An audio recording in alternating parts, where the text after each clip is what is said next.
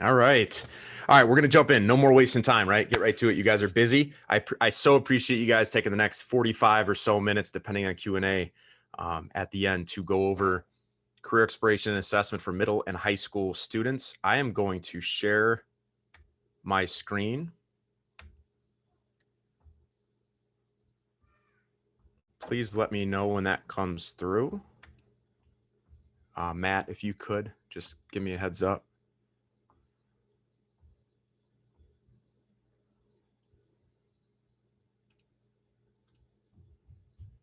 Cool. And so here we are. Great. So I hope you're in the right spot, right? This is career exploration assessment for middle and high school students. The overall workshop goals, what I want you guys to take away is to understand why it's important to start a career planning in middle school, early high school at the latest. How technology can be used to allow the classroom to be anywhere and on any device, especially what's happened over the last, year or so. The ability to identify the 4 pieces to include within a quality career plan. And I know on the registration page, you all saw those, right? The ask it, explore it, assess it, plan it. So we're going to dive deep into those and then end with a little bit of Q&A. Okay.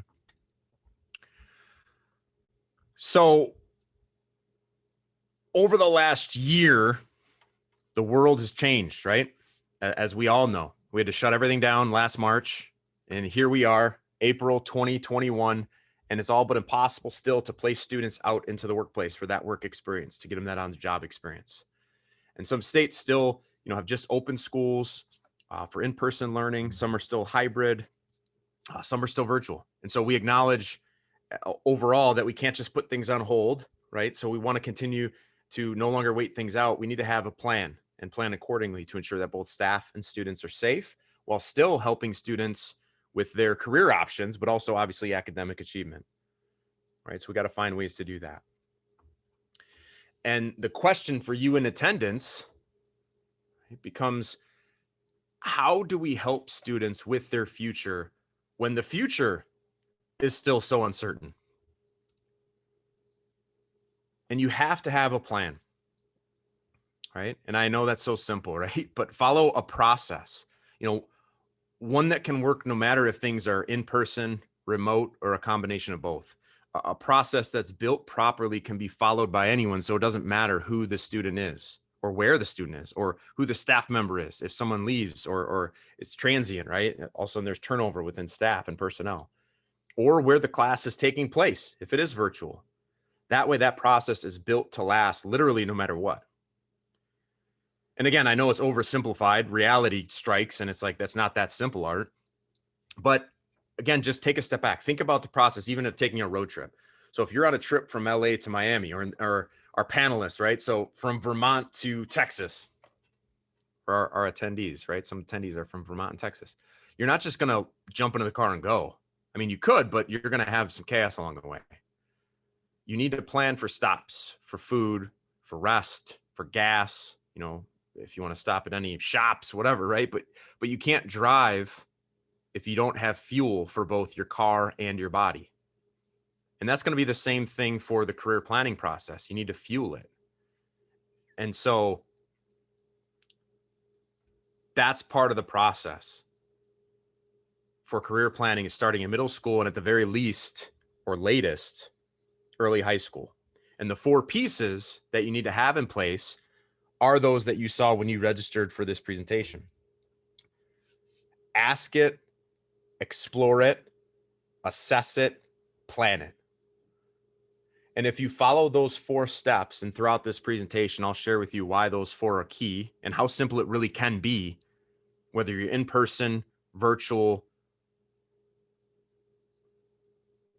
You can give them some simulated job activities so they can still get their hands dirty, right? This can be part of that road trip to get your students involved throughout their academic years with their careers. So I'm going to dive more into these 4 things in a little bit and how it ties in. But I want to, before I do that, I want to briefly just talk about the basics, kind of go back to the beginning a little bit, right? Like, answer the question, why do we need an education?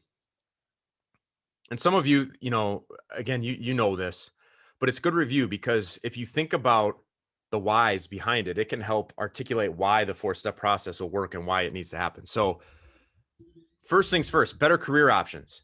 So this is typically the main reason many people pursue a high school diploma and go on to post-secondary education, right? It can serve as a foundation for the rest of your life, because even most colleges require that high school diploma or equivalent.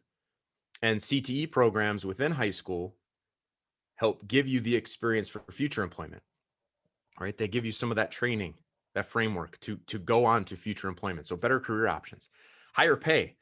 So while the numbers may be varying depending on the job, it's clear that the more education you obtain, the better your chances to earn more income, right? And it scales up with more education you receive.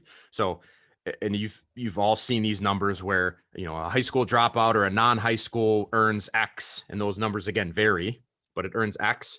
And then someone with a high school diploma earns more than X. And then someone with a college education earns more than X plus that. So the more education you receive, it scales up. So you get higher pay, right? So that's another reason why you need an education. And then for a happy and stable life, right? If you want to lead a happy life and enjoy the good things the world has to offer, you certainly need to get educated. A great job, good social reputation are the few of the many benefits of being an educated person. Education is a must for promising and securing future and a stable life. And in a recent study from the CDC, so this is from 2 months ago, from the CDC, found that people between ages 18 and 29 and those without a high school degree are more likely to experience anxiety or depression during the pandemic, and also are least likely to seek mental health treatment. So just again, contributing to that happy and stable life is the need for that education. Right. And so also you can improve your skills, less risk of being unemployed, economic growth of the nation and your economic region and your state. And those are all obviously part of the puzzle, but these three are right there, that kind of the high level, right? Those others kind of factor into these three. And so in looking at the reason why, like why do you need an education, and then look at middle school and high school students. With reasons like that, why wouldn't you want an education? Right? I can get more money, I can be happier, I can contribute to society, I can scale up on the career ladder. Man, that's perfect. Why wouldn't you want an education, right? Why leave? Why not finish? Well, because there are push, pull, and falling out factors, right? That's the reason that a student or an individual wouldn't finish or wouldn't want an education. And understanding these factors, again, are critical to helping them stick with that career plan, stick with that education, to be that educated person. So let's take a look at some of the reasons why you wouldn't finish. There was a study done several years ago that explained pressures on students of push, pull, and falling out, right, as dropout factors, as why they leave. And a student is pushed out when adverse situations within the school environment lead to consequences, ultimately resulting in dropout. Students can be pulled out when factors inside the student divert them from completing school. And then the third factor is called falling out of school, which occurs when a student does not show significant academic progress in schoolwork and becomes apathetic or even disillusioned with school completion. So it is not necessary so that falling out factor is not necessarily an active decision, but rather a side effect or insufficient personal and educational support. All right, some push factors. Some push factors could include missed too many school days, right? Getting poor grades, failing, right? Couldn't keep up with the schoolwork, felt like they couldn't complete course requirements, couldn't get along with others, right? They're suspended. And we see a lot of this happening right now, you know, especially in that virtual, everyone's seen or heard Zoom fatigue, right? And here we are. I'm being a hypocrite, but Zoom fatigue, right? That social interaction is kind of missing. And so the push factors are there. right? Pull factors could be things like, they were pregnant, or they thought it was easier to get a GED. So I'm going to drop out now and I'll look for that later. If in fact they do that, right? Which many don't. They had to take care of a family member. They got a job, right? So those are pull factors. And then examples of falling factors. They just didn't like school. They didn't like it. They didn't feel like they belonged, right? They were lonely. They were bored. They changed schools. They changed organizations, and they didn't like the new one. Right? So those are some push, pull, and falling out factors of why you wouldn't want to have those things, right? Of better pay, higher salary, contributing to society, being happier, right? Those are some reasons why. So why does all this matter? How does this have to do with CTE and career and technical education? It is in a unique position because you can play into a student's interests. You can help them think about their future as it relates to work and purpose. It's sometimes hard to do that with the other academic subjects because the connection is a little bit harder to make. It's harder to tie in language arts and how that is important in being part of if you want to be a mechanic or working on robotics or 3D printing, right? It's hard to kind of make that connection of like, well, this is why we're reading To Kill a Mockingbird. And so the CTE is how you can get and dive deeper into some career exploration assessment for your middle and early high school students. Right? So here's how it connects. Here is how it all ties together. Students need to understand why an education is important. And I've laid that out, right? As far as increased salary and ability to climb the career ladder and your knowledge and upskilling and your overall happiness, right? All that stuff, that's important. Staff, personnel need to understand why students leave and or don't have that desire for education, right? Those push, pull, and fall factors, those fallout factors. Because then if you understand that, you can combat that and attack that. And then lastly is implementation of that 4-step process, right? Ask it, explore it, assess it, plan it. And so let's jump into that right now. Let's take a deep dive into those things. So number one, ask it. You want to be able to identify your students' interests. Someone is more likely to be involved and go with more depth into a subject if it's something they're interested in.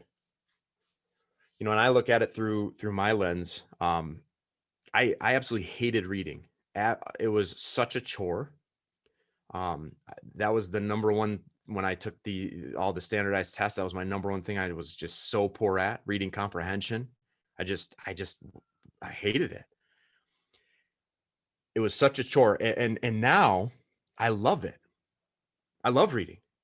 And I'm like, I think about it and I think, wow, that's weird. Like, why, right? Why back then did I hate it? I love it. Am I just older? And I think about it and look internally, and the difference has been the content. Like, I love reading, but about more so what I find myself reading about is some faith-based stuff, psychology, personal development. And the books I was reading in school were not that. And not to say that they weren't good, I just wasn't interested in them. So part of me wonders what would have happened for me if I better understood why we were reading the books we were, right? Or if it was focused on something I was interested in and a teacher was able to connect those things for me. I don't know. I don't know the answer, right? That's hindsight. But it's interesting to just think about those things now and how we can apply that. So ask it. Ask it. Right? Use an interest test to identify and find likes and dislikes of everyday activities for your students. Right? This is how it relates in the CTE world.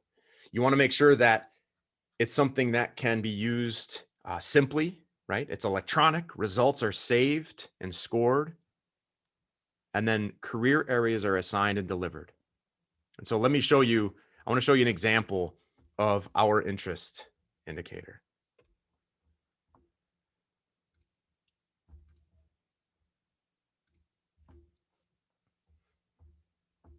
And Matt, if you can let me know, I just obviously stopped doing the slide deck. Let me know if the screen is good and you guys can all see the interest indicator.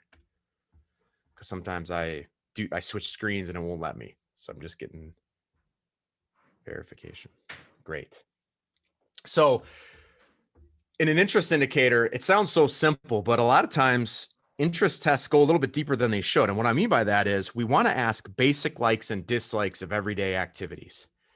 And especially when you talk about middle school and early high school, students really don't know what certain things are. Sure, they have some experience with maybe a loved one or something they've seen on TV to sensationalize it. And it's like, oh, I want to be like Bear Grylls living in the woods, but what do they really like? What do they not like in relationship to simple things, right? Like I like to find new information or ideas.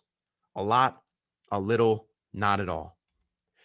And so what's happening is if we're able to ask them these general likes and dislikes of everyday of ideas and things, we're able to connect with their interests. Okay. So I'm flying through this, but it's going to have those pictures as you see these emojis right here, these little pictures of the smileys for the correlation of a lot, a little, not at all. And it's going to have full audio. So any non or low reader, especially in the middle school, high school world, right? A lot of readers are not on track for grade level, but we're still going to make sure that we're going to have that audio component to read it aloud. And then it's going to be age appropriate for those students going through this. And then once we have them go through this, we're going to automatically score everything. So it's not a burden for teachers and staff. Because one of the big things, especially over the last year that we've seen and heard, and like all of us, right, is you're having to work harder because of everything being virtual. You've had lesson plans and things in place that were great for in person, but now it's like, okay, hey, we can't be in person. Now what? Or we used to have this big computer lab with all this stuff, or this lab setting with this cool thing for this student to work on. Well, now what? That was thrown out the window. And so the adaptation can be there if everything's electronically saved. So no matter what device is there. And then based off of the results, we tie them into those 16 career clusters based on general likes and dislikes of everyday activities, simple questions. And then based on what they liked a lot, they're going to get a high score. Based on what they did not like, they're going to get a low score. And then we're going to recommend career areas based off of those interests. Okay, more on that in a little bit. Okay, so back to this.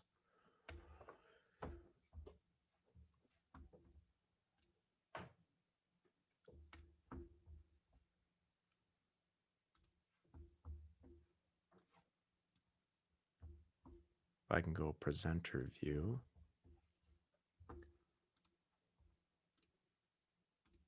There we go. I like full screen. Great. All right, so number one, ask it. Number two, explore it. Explore it, simple enough, right? But you never want to make sweeping assumptions. Make sure that you have your students explore, right? Get their hands dirty, have that exploration. And this goes for everybody, you only know what you know, right? I don't understand everything. And so I need to explore to find out, do I like this? Am I good at this? Oh, wow, what is that? I'm interested in learning more about that. And so when you have the ability to explore, you may find out something that you really enjoy that you previously did not know it existed. And that obviously same thing applies to students. Especially in middle school, especially in early high school, they're just getting their driver's license, right? It's like they're exploring. Exploration is the only way to find it.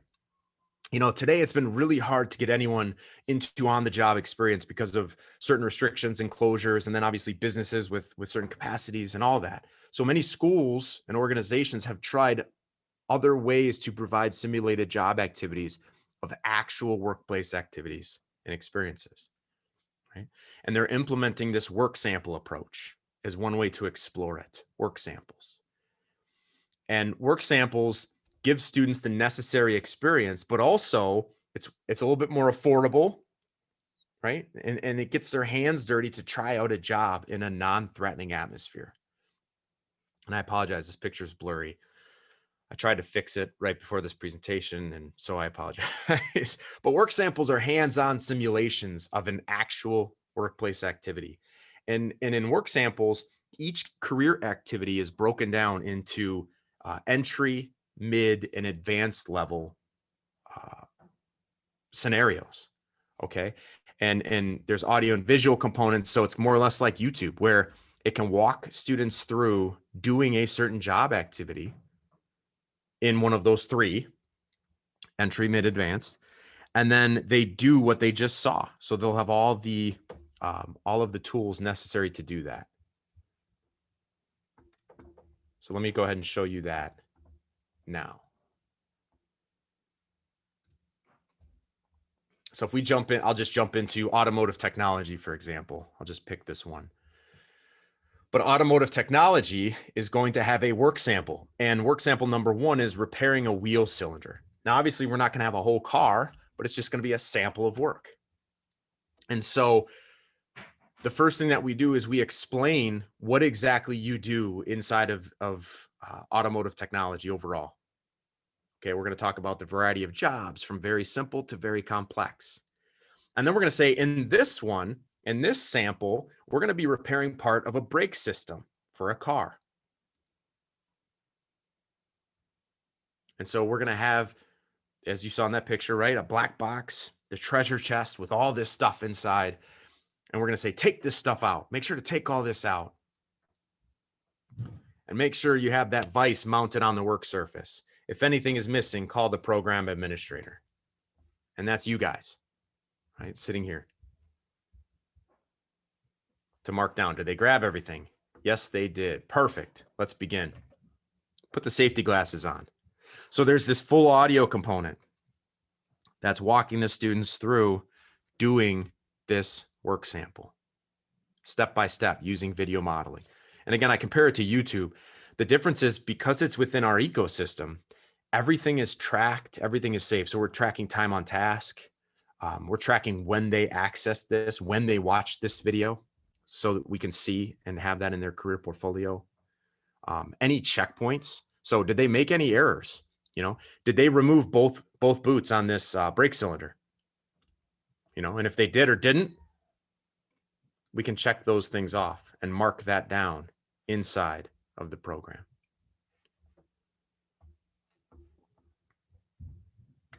Okay.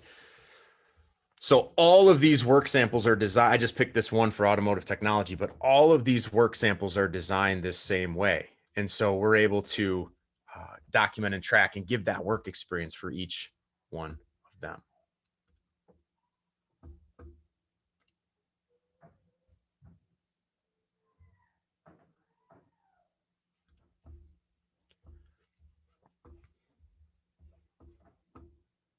Number 3 is assess it.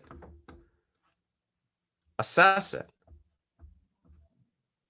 You want to make sure that a student understands the job and the competencies needed for that job.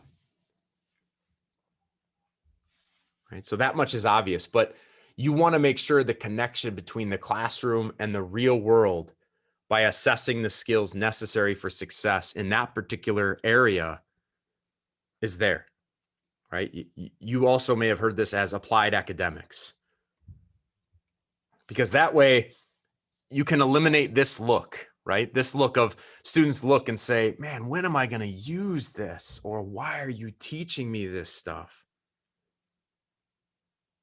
You can demonstrate how math, communication, problem solving, right, all relate to the actual demands of the workplace. And you can eliminate this look, right? It's a lot easier to accomplish something if both people are on board, and you can get away from the push, pull, and fallout factors for students wanting to leave. And that's where, for Assess It, the learning assessment programs come into play. We call them LAPs, learning assessment programs. They're assessments of job-specific academic skills needed to perform a job. And as a result of doing that, it establishes the need and the reason to learn academic skills related to an interest area. And results can be used to plan the course of study. to support post-secondary goals. Okay. This is by far, for me, looking at it from the perspective of an instructor or a teacher, my favorite, because this answers, I mentioned that thing about reading, how I hated reading growing up. This connects and establishes that reason to learn of why certain competencies are needed within a given job. Right. So let's back out. I want to show you one of these because again, it's amazing. Okay. So let's say, for example, small engines, right? We'll jump into small engines, and I'm going to jump into the learning assessment program for small engines.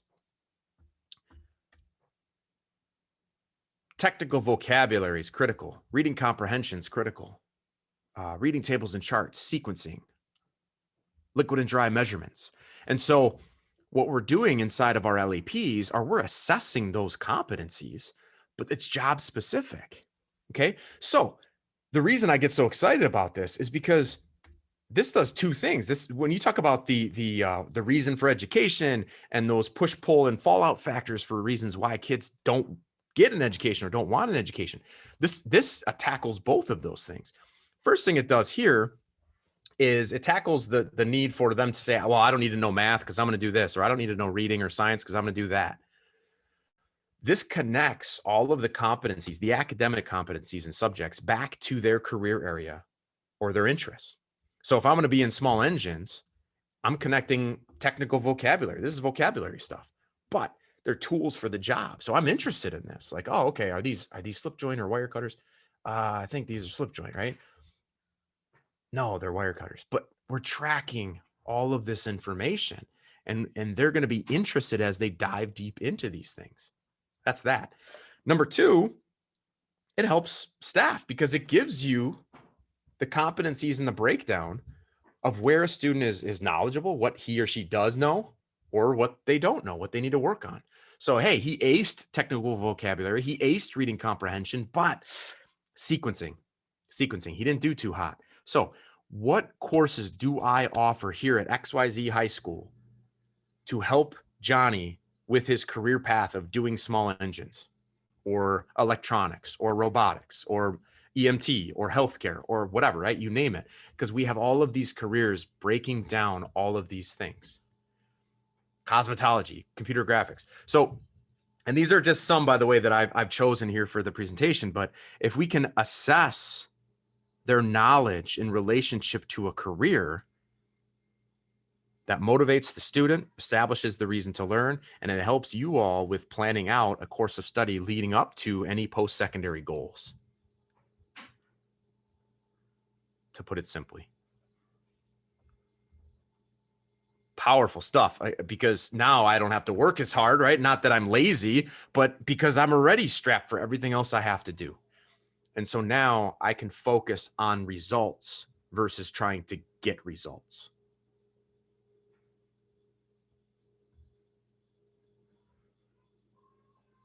All right. And so those are the LAPs. So that is number 3, assess it. And then finally, right, number 4, plan it. Plan it.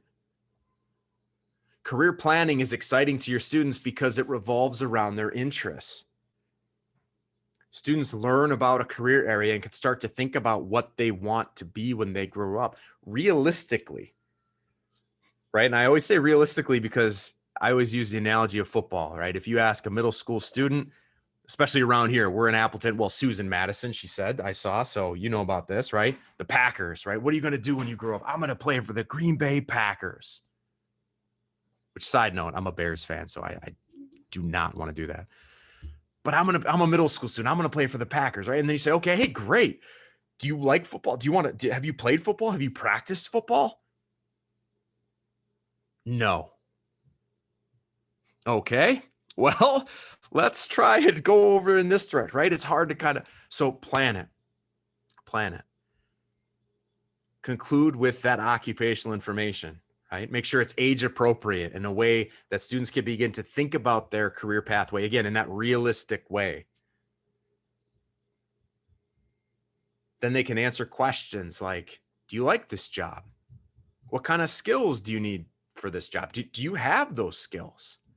That can begin that reality check for creating that that career pathway. Okay. And so the career planners, I'll just skip around here so you guys can see, but the career planners, I'll just pick cosmetology, are designed to be occupational information, right? We're breaking down, again, full audio accompanies all of this stuff, but we're going to break down what you do in that career field.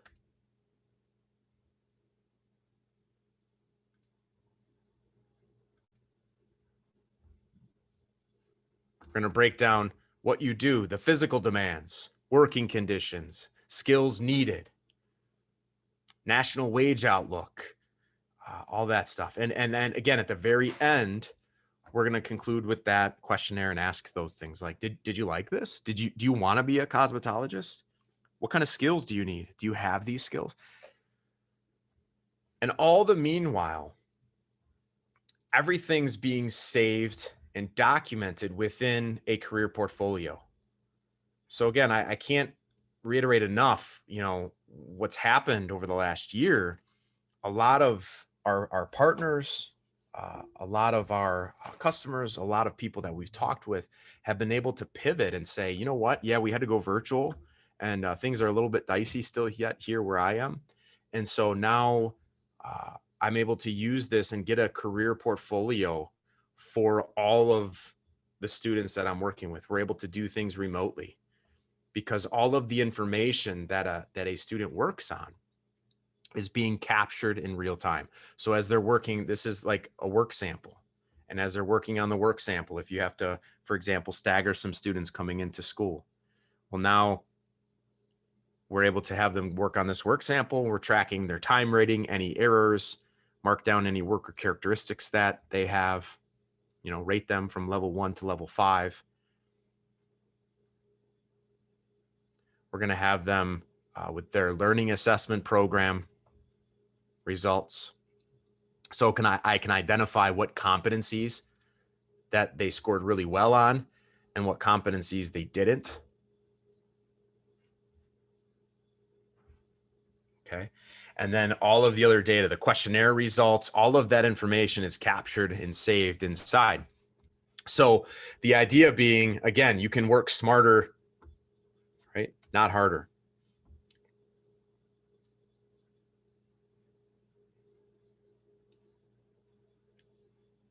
Right. And this thing especially holds true. Helping your students work through their interests, explore different career areas, understand why academics are important, plan out the career will lead them and you ultimately to success. Okay, and we've all heard that phrase, work smarter, not harder, but you can't be using old technology and outdated programming.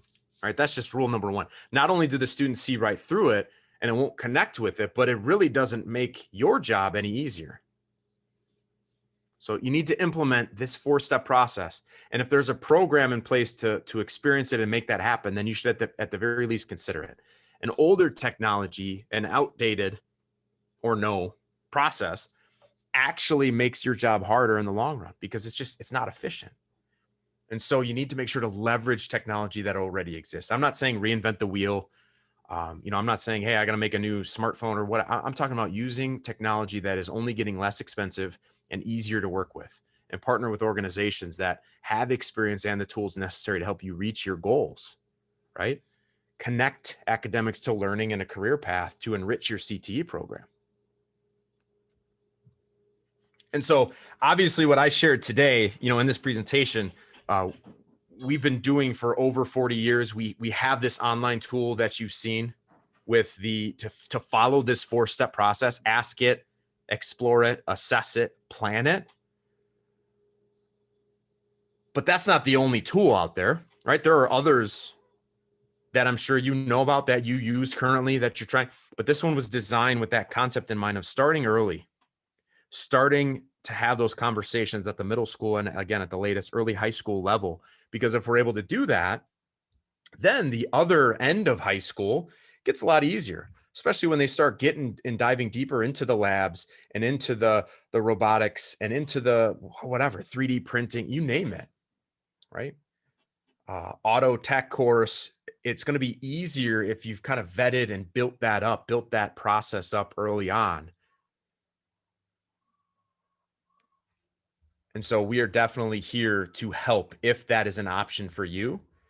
There's a link I want to give. It's going to be in the chat. I'll post it in the chat and I'll pull it up on my computer to kind of walk you through what this, let me send to everybody.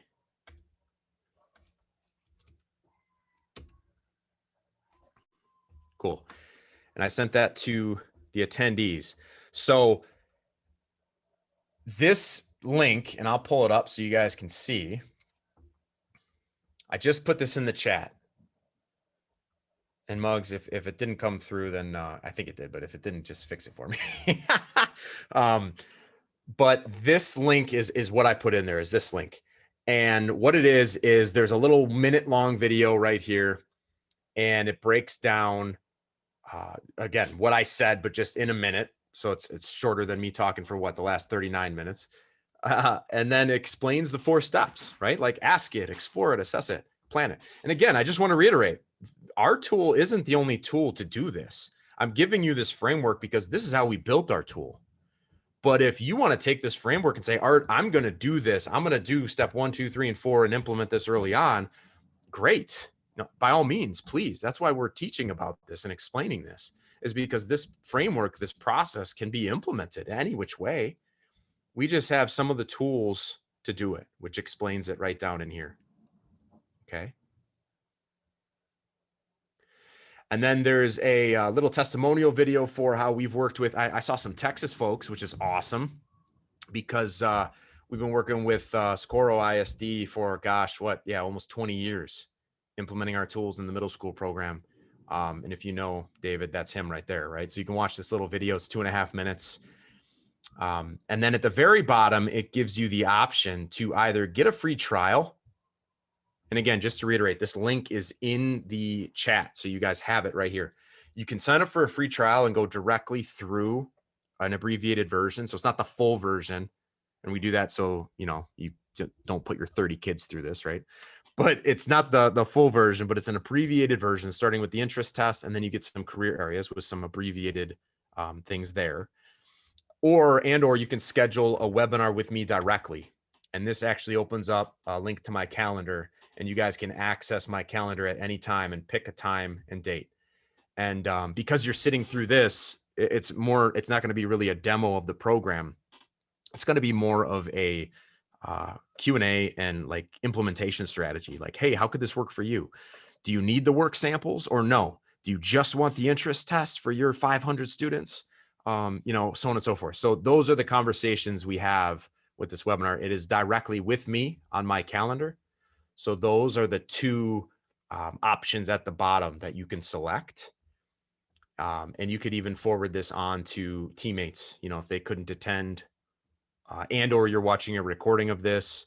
The URL is right up here, conovercompany.com/MECA, MECA. I want to keep it simple.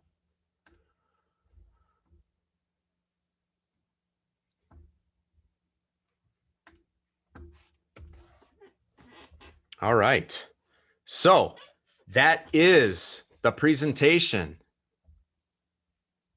All right. Career exploration and assessment for middle school, early high school, by following that 4-step process. Ask it, explore it, assess it, plan it. So there's my contact information, my phone number, if you'd like to call, if you'd like to email, and then I will open the floor for questions. If you guys want to type in the chat for questions, I will respond based off of that. And please, no one call me now because I obviously can't answer. All right, give me a second. I see a question come up, but I obviously can't.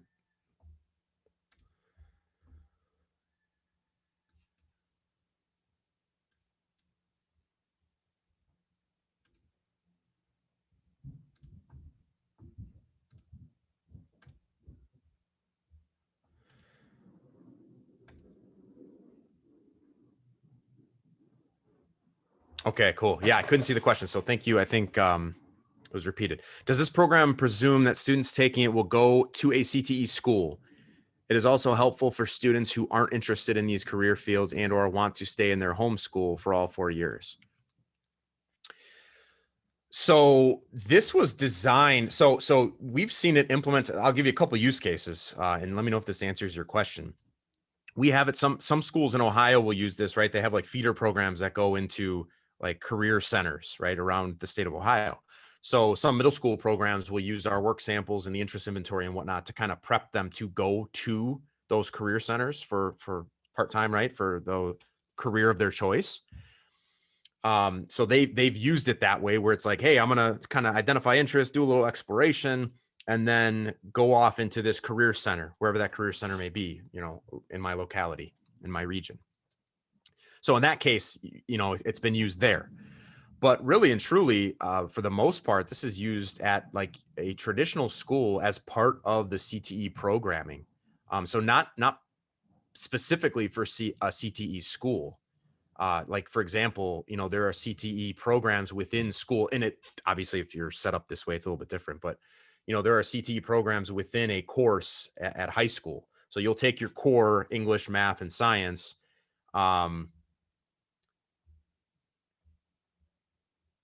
And then you'll go from there. And then Julia, to answer your question real quick, no, I was just answering the question so I can roll back if I need to. but no. So to answer your question,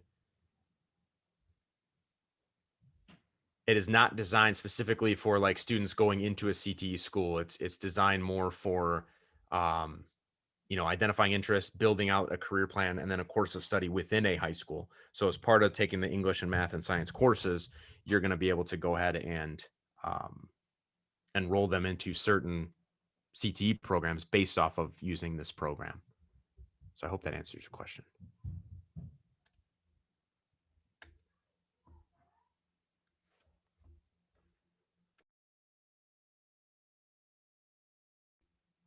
And yeah, Julia, I just unshared my screen just to answer the questions, but I can reshare it if someone has a question that I need to like dive into.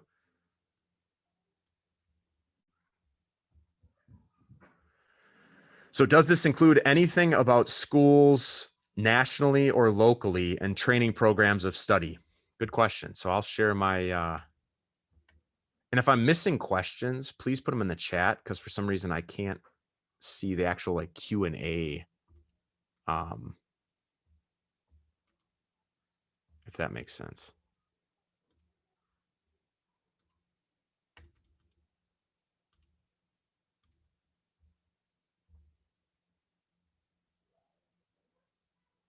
Okay, cool.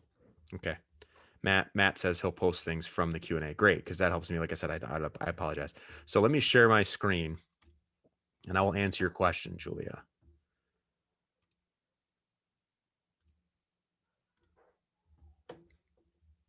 So inside, and I'm getting right into it here, the nitty gritty. So what I was showing throughout my presentation was high level. I'll answer the next question quick that Matt posted. Will this be available later? Is it recorded? Yes, it will be available recorded later. We're going to send out an email with the recording so you can watch it again and or pass it along. Brandy does a phenomenal job from ACT to put it on their YouTube channel, and we'll get it out to you for sure. But I'm going to log into the back end side. So I was going through, again, for the sake of time and to kind of explain the program side from the user lens, I'm going to dive into the administrative lens. So for those of you that have stuck around to the end, you're going to get kind of a sneak peek. So this is my student I used for the presentation, Tom Marlowe. And Tom worked on all these things as I did throughout the presentation. This is the back end. This is what administrative folks see at the school level, at the state level, at the org level. And what you're able to do with each student is modify their course of study, if you will. So for example, if I click on Tom Marlowe and I go to additional information or configuration, I have the ability to identify any community resources that are available, existing community resources related to helping the participant achieve personal, academic, and career goals. I can correlate courses. So I can correlate like what food service titles specifically we offer at high school XYZ. And then obviously enter some career portfolio data and or resume writing, et cetera. Behavior ratings. If it's a student on an IEP, generally speaking, this is where this is entered. So this is kind of a long way to answer your question. We include information nationally. So we include stuff like national wage outlook, job outlook based off of the national percentages from like Bureau of Labor Statistics and Department of Labor and things like that. So we take that information and update it. But as far as like locally, no. Or training programs of study, no, we don't have that. And the reason, just to be very honest, there are some programs out there that are great. They're phenomenal that already have that. And so we didn't want to compete with that because it's already there. We're not going to, reinvent the wheel. So that being said, you can use those training programs of study or any local community resources and edit that right inside of the system. So that way, if, for example, Tom Marlowe is going to do automotive technology, I can put any sort of post-secondary school that I have locally here in Appleton, Wisconsin, or wherever, right? Wherever you are, Julia. So you're able to identify those community resources and just plug it in. And so that way it correlates to what you're looking and seeing at and any partnerships that you have at a local level, because some high schools will partner with community colleges for certain programs, or so you can put that information right in here. And so that's one way to do that. Cool. Any other questions? I answered the one about will it be available later? Yes, we will record that one.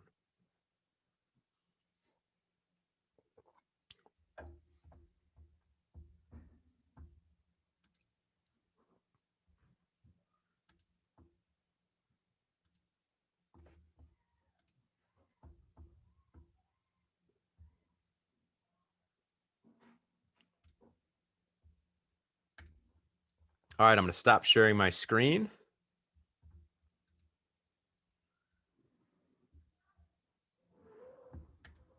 Matt, do you see any other questions as well? All right. All right, well then we will get you guys on your way. For those of you that stuck around to the very, very end, I appreciate it. Make sure to grab that URL right here. Again, get a free trial, schedule a webinar with myself. You can absolutely do that. And then again, you can call or email. And I'll end with this little desktop share here.